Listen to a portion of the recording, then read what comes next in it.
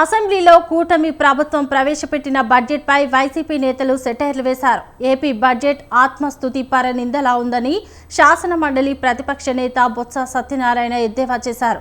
పయ్యావుల కేశవ్ తన బడ్జెట్ ప్రసంగంలో ముఖ్యమంత్రి చంద్రబాబు, మంత్రి లోకేష్ ను పొగడటమే సరిపోయిందని విమర్శించారు.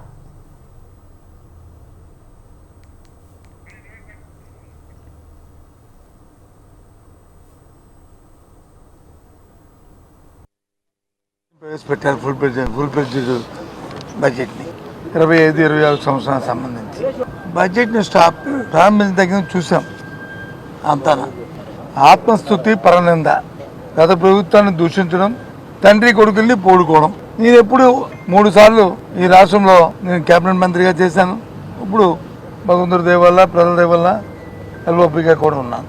3 సందర్భాల్లో ఎప్పుడు కూడా ఇంత స్థుతిని, ఈ రకమైన భాషని ఎప్పుడు కూడా చూడలే.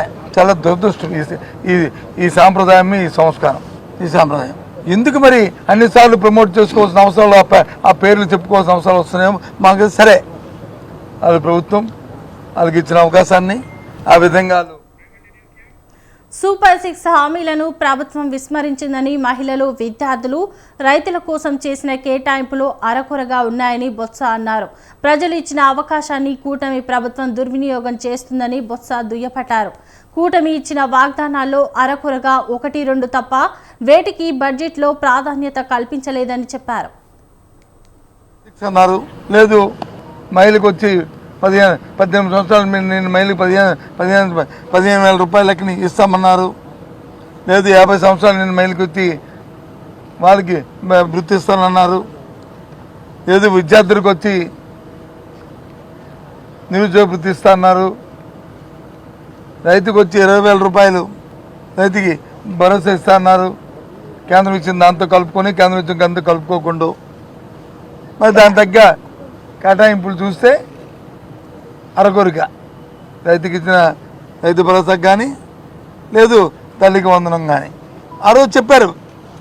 మీ అందరి సాక్షిగా, ఇక్కడున్న మీడియా అందరి సాక్షిగా, నీకు 15, నీకు 15, నీకు 15, ఒకరుంటే 15, ఇద్దరుంటే 30, ముగ్గురుంటే 45 అని చెప్పారు. అది వాస్తవా కాదా?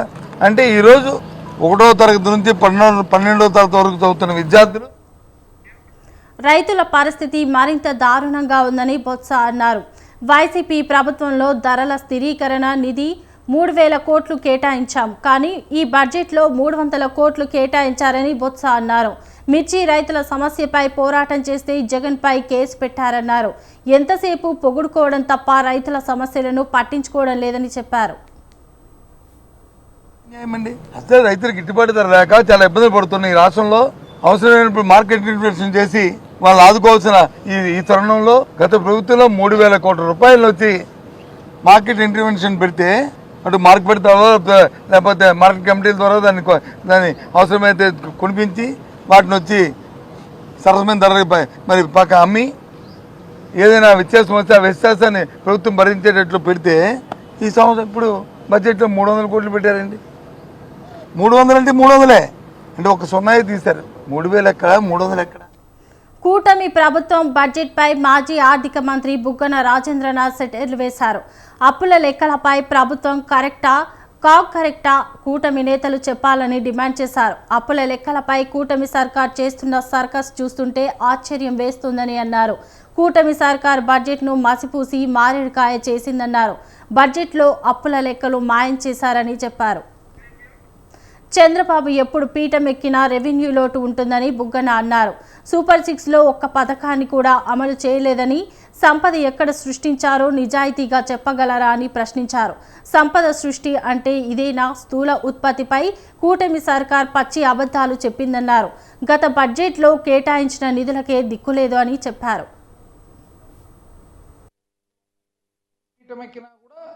జీతాలు లేని పరిస్థితి ఉంటుంది. ఉదాహరణకు 1995 అన్నాడు. నాకు తెలిసి 95లో సర్ప్లస్. కూటమి ప్రభుత్వం మీరు గమనించినట్లయితే హేళన, అసలు మేము చేసిన గత 5 సంవత్సరాల పరిపాలన హేళన, ఒక వ్యంగ్యంగా మాట్లాడడము, ఇదొక వెల్ఫేర్ అనడము, అసలు ఇదేదో మీరు వేస్ట్ చేస్తుంటారు ప్రజాధనం అనడము, రకరకాలుగా అన్నట్లే ఉంటుంది, అననట్లే ఉంటుంది, రాసే విధంలో రాస్తారు, చాలా ఇంటెలిజెంట్గా చాలా నాకుతో చేస్తారనమాట. ఏది ఏమైనా కూడా మేమైతే దానికే స్టికాన్ అయిపోయి ప్రతి తల్లి తన పిల్లలను పాఠశాలకు పంపేలా ప్రోత్సహించే లక్ష్యంతో మరో సూపర్ 6 హామీని అమలు పరిచే దిశగా తల్లికి వందనం. ఇప్పుడు నిజం చెప్పాలంటే ఇది అమలు చేసేది కానీ కరెక్ట్ ఉంటే గాన ఎంత గర్వంగా నేను 12,450 కోట్లు కేటాయిస్తున్నాను అధ్యక్ష, గర్వంగా ప్రతి ఒక్కరికి ఇన్ని లక్షల మందికి రేపు పొద్దున ఇవ్వబోతున్నాం సో అండ్ సో నెల అంటాం కదా, అది రాదు.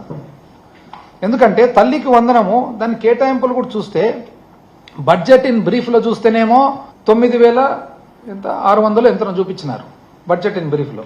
కానీ లెక్కేస్తే మేము ఈ మెకనైజ్ గోల్డ్ కదా ప్రతి ఒక్కటి వేలల్లో లక్షల్లో ఇస్తారు, చాలా ఎతికెతికి చూడాలన్నమాట. దాంట్లో తల్లికి వందనం 9,407 కోట్లు.